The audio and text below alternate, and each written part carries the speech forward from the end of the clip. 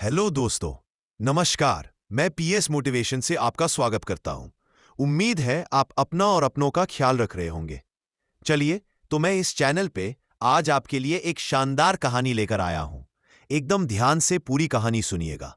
मुझे उम्मीद है कि बहुत मजा आएगा दोस्तों। अगर कहानी अच्छी लगे तो लाइक और कमेंट्स जरूर करिएगा, जिससे हमें और मोटिवेशन और उत्साह मिले और आपके लिए और अच्छी अच्छी कहानियां लाता रहूं। तो चलिए अब कहानी शुरू करते हैं दोस्तों, आज मैं आपको एक ऐसी कहानी सुनाने जा रहा हूं जो हमें सिखाती है कि इंसान का भाग्य उसके जन्म से नहीं बल्कि उसके कर्मों से तय होता है। ये कहानी है आनंद नाम के एक गरीब किसान के बेटे की, जो गरीबी से उठकर एक दिन राजा बन गया।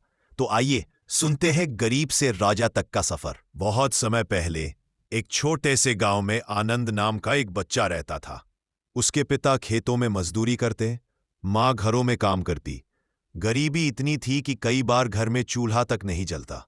लेकिन आनंद में एक अलग ही चमक थी। वो हमेशा कहता, एक दिन मैं अपनी तकदीर बदलूंगा। गांव वाले उसका मजाक उड़ाते, पर उसके सपनों की आग कभी बुझी नहीं। जवानी में पहुंचते ही आनंद ने गांव छोड़ दिया। वो पास के नगर पहुंचा और छोटे मोटे काम करने लगा। कभी लकड़ी ढोता, कभी सराय में बर्तन मांजता। धीरे धीरे उसने पढ़ना लिखना भी सीख लिया। लोग उसकी ईमानदारी और मेहनत से प्रभावित होने लगे।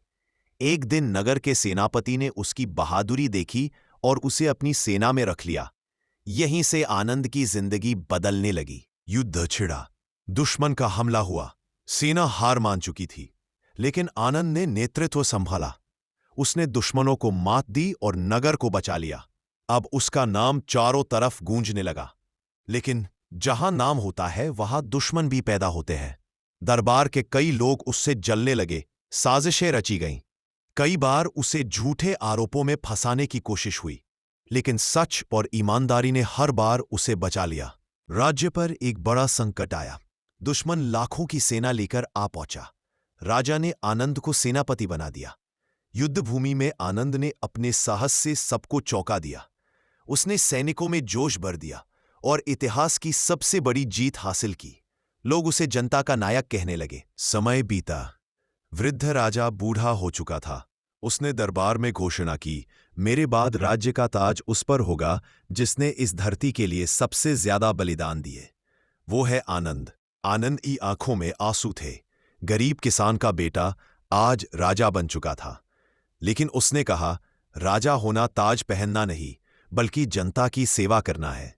उस दिन से राज्य में सुख शांति का राज रहा और लोग पीढ़ियों तक कहते रहे, सच्चा राजा वही है जो गरीबों का दर्द समझे। दोस्तों, आनंद की यह कहानी हमें सिखाती है कि गरीबी, हालात और ताने इंसान की तकदीर नहीं रोक सकते।